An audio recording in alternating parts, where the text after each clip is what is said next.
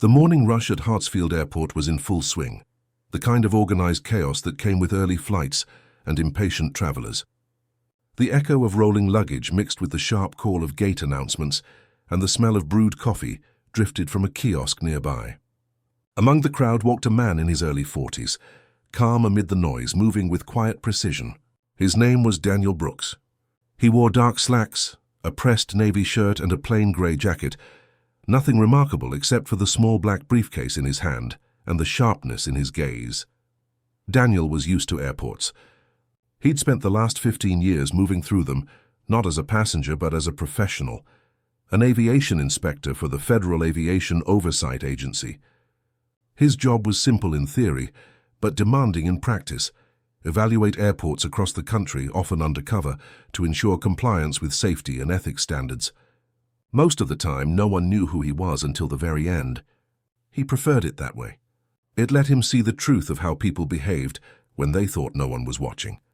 That morning's assignment was supposed to be routine, a quiet observation of staff conduct at one of the busiest terminals. He had been briefed on the reports: complaints of discriminatory treatment, procedural neglect and unprofessional conduct by certain management staff. He wasn't there to catch anyone. He was there to see if those whispers were real. He had just cleared security when it started. As he waited for his laptop to emerge from the X-ray machine, a security agent called to another. "Hey, check that bag," the man said, pointing toward Daniel's briefcase as it rolled onto the conveyor belt. Daniel frowned slightly. "Is there an issue?" he asked, his tone calm. The agent, a tall man with a smirk that didn't quite reach his eyes, shrugged. "Routine check, sir." He opened the briefcase carefully. Inside were only files, a tablet, and a sealed envelope from the agency. But then the agent froze, reaching into the side pocket. "What's this?" he said loudly, holding up a small, clear packet containing white powder. Daniel's eyes narrowed. "That's not mine," he said quietly. The people around the checkpoint began to turn. A murmur rippled through the line. The agent held the packet higher, his voice louder now. "Sir, we're going to need you to step aside." Daniel didn't move. "That was not in my bag," he repeated firmly. Within seconds, a manager arrived, a short man with slicked back hair and a bright badge that read Operations Supervisor. His nameplate said R. Keller. He approached with exaggerated calm, eyes full of scrutiny. "What's going on here?" The agent handed him the packet. "Found this in the gentleman's briefcase." Keller's gaze flicked to Daniel. "Sir, do you care to explain?" Daniel's tone stayed even. "There's nothing to explain. That doesn't belong to me." Keller crossed his arms. "You're saying it just appeared out of thin air?" "I'm saying you should check the security footage before making accusations," Daniel said. Keller smirked. "Oh, we will. But right now you're not going anywhere. TSA, call airport police." The crowd's attention sharpened, phones subtly raised to record. Daniel felt the weight of every stare but didn't flinch. He had been through this kind of theater before. Different city, same assumption. Calmly, he set his hands on the counter where everyone could see them. "I have nothing to hide," he said simply. Two uniformed officers approached, their body language tight and cautious. Keller met them halfway. "Caught him trying to bring this through," he said, holding up the packet like a trophy. Daniel looked between them, his expression unreadable. "You're making a serious mistake." "Sir, step over here," one of the officers ordered. Daniel took a slow breath and complied. "May I ask," he said, his tone calm and measured, "if any of you verified chain of custody before declaring that evidence?" Keller scoffed. "Chain of what?" Daniel sighed quietly. "That's what I thought." He reached slowly into his jacket pocket, and the officers tensed, hands near their holsters. "Easy," one said. "Relax," Daniel replied evenly, pulling out a slim black wallet. He opened it and held it up for them to see. Inside gleamed a gold badge embossed with the seal of the Federal Aviation Oversight Agency. The officer closest to him blinked, leaning closer to read it. "Sir," the officer began, his tone shifting. Daniel's voice stayed steady. "Daniel Brooks, Federal Aviation Inspector, assigned to conduct a surprise compliance evaluation of this airport. And congratulations," he added, his eyes flicking to Keller. "You've just failed the opening test." The noise around them evaporated. Keller's smirk vanished. I don't understand," he stammered. You're inspecting us." Daniel nodded. "Correct. And you've given me quite an introduction. Framing a federal inspector with fabricated evidence will be the first item in my report. The agent who had searched his bag went pale. Sir, I swear, I just found... Daniel cut him off. Stop talking. Every word you say right now will be part of an official federal inquiry. He turned to the officers, his tone composed but firm. Secure the checkpoint footage. And I want both of these men, Mr. Keller and this agent, detained for questioning under federal supervision. The senior officer nodded quickly. Yes, sir. Keller looked from one to the other, panic flickering in his eyes. Wait, this is a misunderstanding. So I was just following procedure. Daniel met his gaze unflinching. Procedure is following the law, not fabricating it. As the officers led Keller and the agent aside, the terminal buzzed again, this time with murmurs of disbelief. Some passengers lowered their phones, others whispered to each other. The same crowd that had looked at Daniel with suspicion now looked at him with awe. He closed his briefcase quietly and adjusted his jacket, his movements calm, his expression neutral. Before walking away, he turned to the nearest staff member and said, Next time someone looks like they don't belong, remember, you might be looking at the person responsible for your paycheck. He walked toward the inspection office at the end of the terminal, leaving a stunned silence in his wake. Behind him, Keller's protests faded into the background hum of the airport. The commotion at the security gate had drawn the attention of airport staff from several terminals, and by the time Daniel reached the small conference room marked Authorized Personnel Only, the air outside buzzed with whispers. Inside, 2 compliance officers from the airport administration waited nervously, unsure whether to stand or sit as he entered.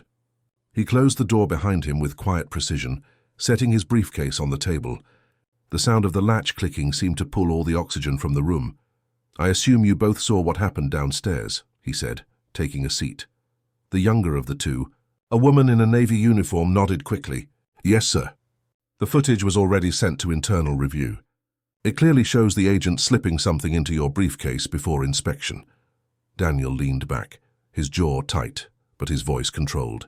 And who oversees that security contractor?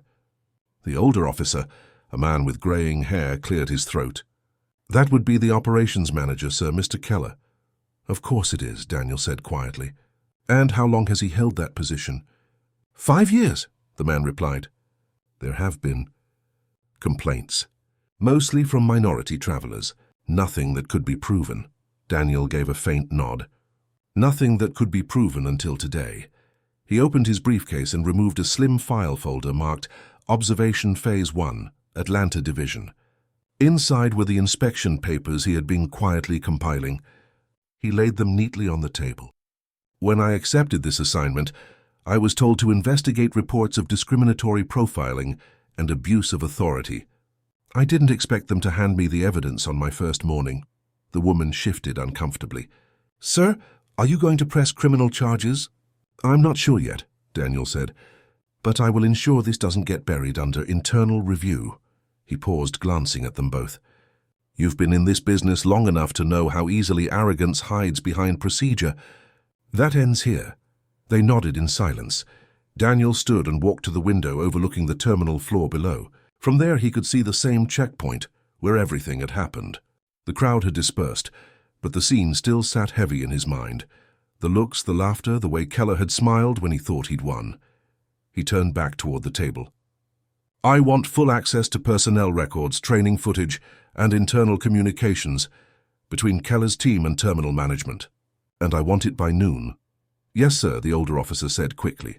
Good, Daniel replied, collecting his notes. Because by tomorrow morning, I'll be meeting with regional directors. They'll need to see how deep this problem goes. He left the conference room, his measured footsteps echoing through the corridor. On his way to the inspection office, staff he passed lowered their eyes, whispering quietly. It wasn't fear he inspired, it was realization. The quiet man they had dismissed had authority none of them had seen coming. When he reached the end of the hall, an assistant approached. Mr. Brooks, there's someone asking to see you. Daniel raised a brow. Who? It's the security agent from this morning. The younger one. He hesitated, then nodded. Send him in. A few seconds later, the same man who had held up the fake packet entered the room, his shoulders slumped, his face pale. He looked more human now, stripped of the arrogance from before. "Sir," he began, his voice trembling slightly, "I didn't know who you were. Keller told me to plant it. He said it was part of a routine test. I swear I didn't know it was real." Daniel studied him quietly. "And you didn't think to question it?" "I did," the man said quickly. "But he told me if I didn't cooperate, I'd lose my job. He's done it before. He targets certain people he thinks won't fight back. He says it's about keeping order." Daniel's expression didn't change, but the muscle in his jaw tightened. "Did you document any of this?" The man hesitated, then pulled out his phone and opened a file. "I started recording the audio last week. I didn't know how far he'd go, but I wanted proof." Daniel motioned for him to hand it over. The recording was short but clear. Keller's voice filled the room, smug, commanding. "You know the type. Make it look routine. If anyone asks, say you found it during screening." They never argue. Daniel let the words hang in the air for a long moment before speaking. "You just changed the scope of this investigation." The man looked desperate. "I'll cooperate with anything. I'll testify, I don't want to lose my job." Daniel closed the file and said quietly, "You might not keep your position here, but you'll keep your integrity." "That's worth more." The man nodded, relief washing over his face. "Thank you, sir." "Don't thank me," Daniel said. "Thank yourself for finally doing the right thing." By late afternoon, Daniel's report had already reached the regional headquarters. Within hours, an emergency compliance meeting was scheduled. Keller was escorted from the premises by airport police, his protests ignored. News spread through the terminal like wildfire, and staff whispered the story in stunned disbelief. The man accused of smuggling drugs had turned out to be the federal inspector evaluating them all. As Daniel left the office, the young security agent caught sight of him and straightened his posture.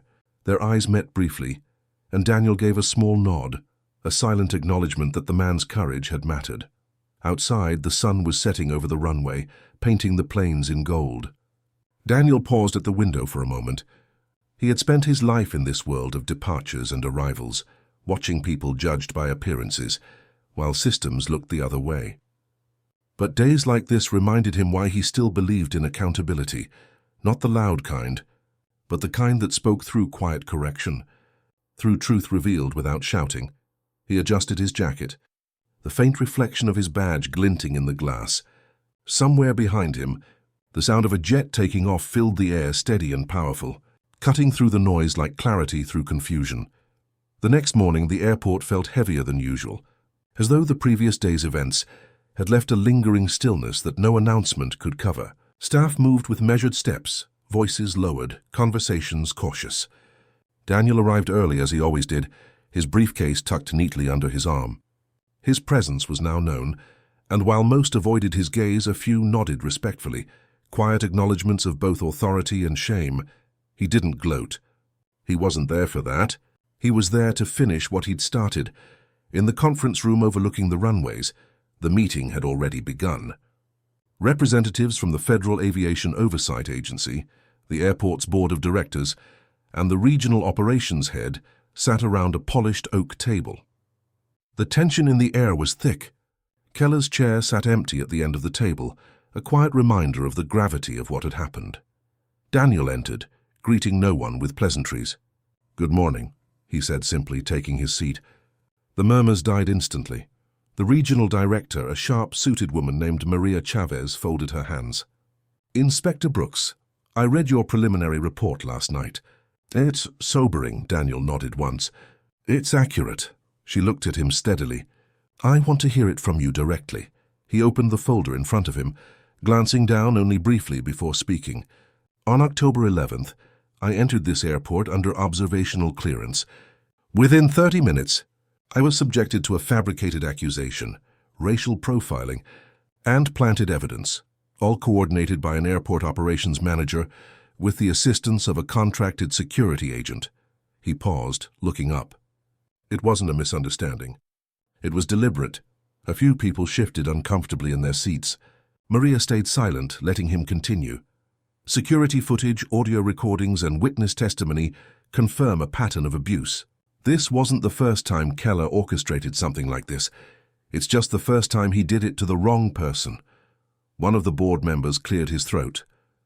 Inspector Brooks, we're aware of the gravity of the incident, but surely you understand that these actions don't represent the entire staff. We've had an exemplary record for years, Daniel cut in, his tone firm but measured.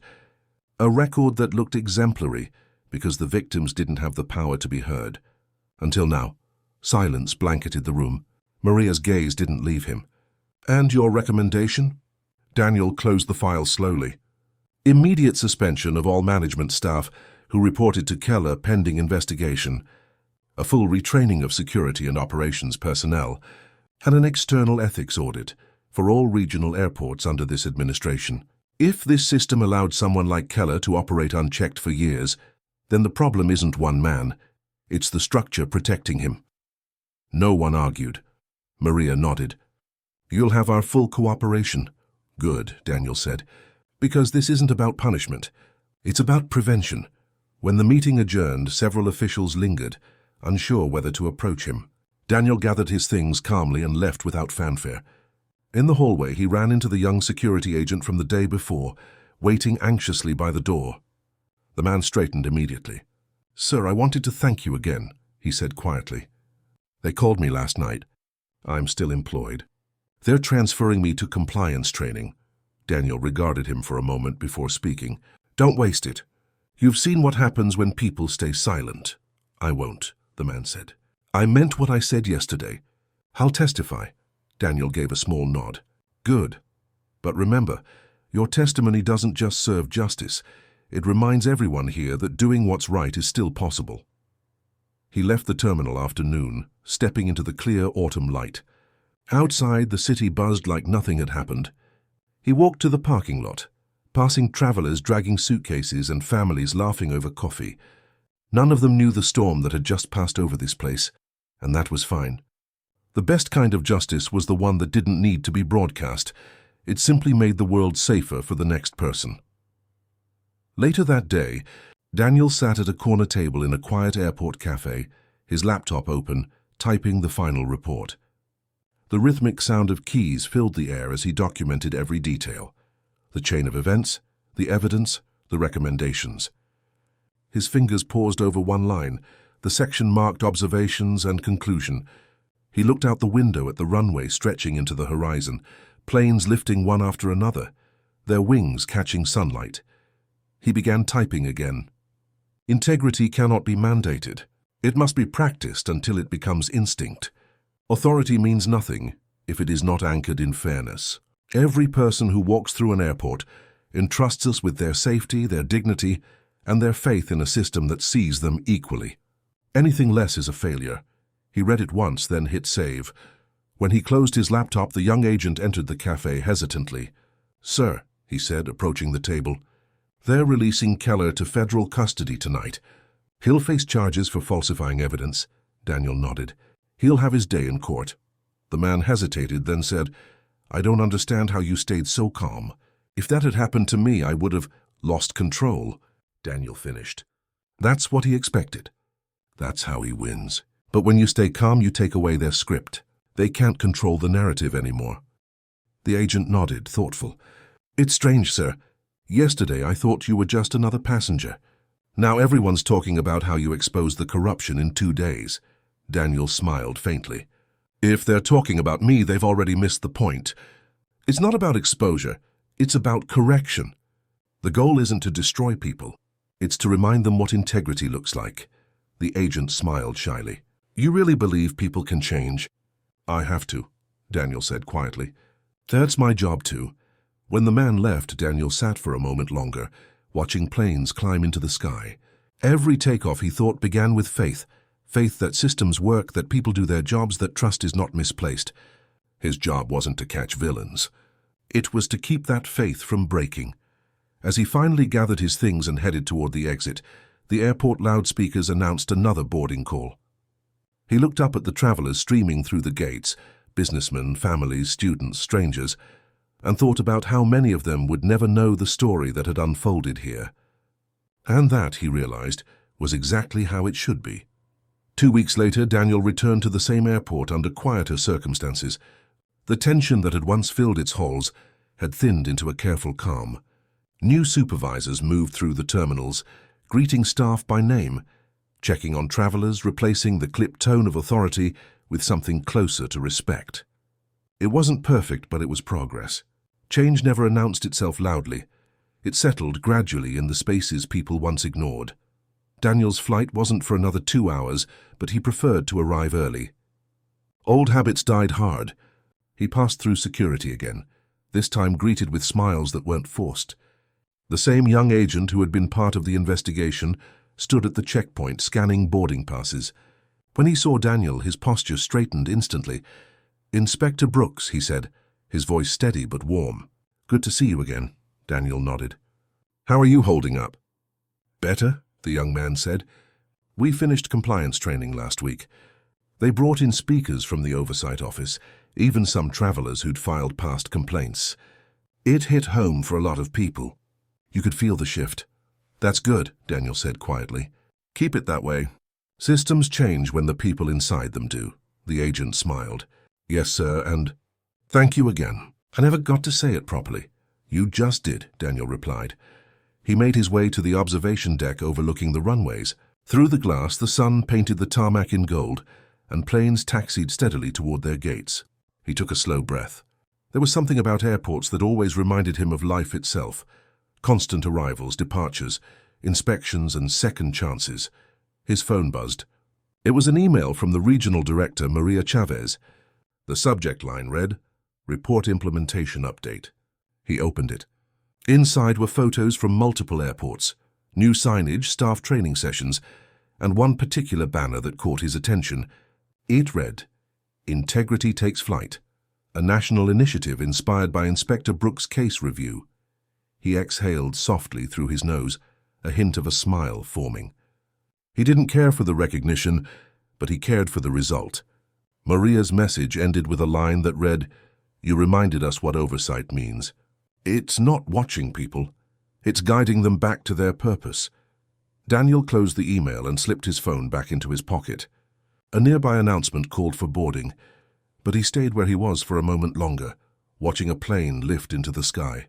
He thought about Keller, now facing charges for falsifying evidence and misconduct, and wondered if the man had begun to understand what he had done, not just to him, but to every person he'd made feel small.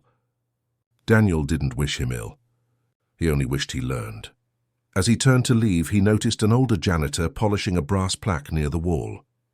Out of habit, Daniel glanced at it. The plaque was new. It read, "To every traveler who's ever been misjudged, may this space remind you that respect should never have to be earned." Beneath it, in smaller text, was the Federal Aviation Oversight insignia. Daniel stopped for a moment, tracing the words with his eyes. Then he nodded once, almost to himself, and continued toward his gate. On the plane, he took a seat by the window, his briefcase resting on his lap. The engines began to hum, the vibration steady under his feet. Outside, the world moved as it always did. Baggage handlers signaling with orange wands, planes rolling into place, lights blinking against the deepening sky. Everything ran smoother now, cleaner. A flight attendant passed by, offering a polite smile. "Headed home, sir?" "Something like that," Daniel said. He leaned back in his seat as the plane accelerated down the runway. The ground blurred and then they lifted. The clouds opened like a quiet expanse, the sunlight soft and even. He watched the earth fall away below him, smaller and smaller, until all that remained was sky. He thought of the young security agent, the frightened passengers, the faces that had turned judgmental before turning remorseful. He thought of the small moments, the shift in tone, the apology that wasn't rehearsed, the note left on his desk from a staff member who had once avoided him. "You made us see how much our tone matters."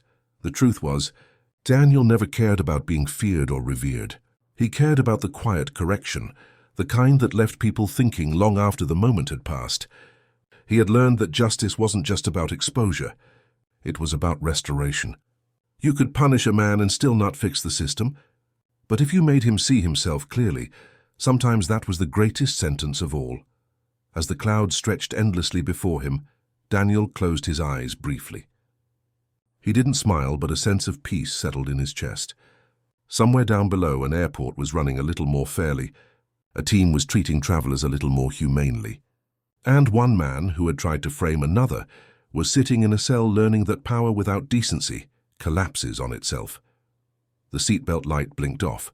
Daniel looked once more out the window, the sun washing the sky in soft orange light. He straightened his posture, folded his hands, and whispered quietly to himself, "That's one less place to fix."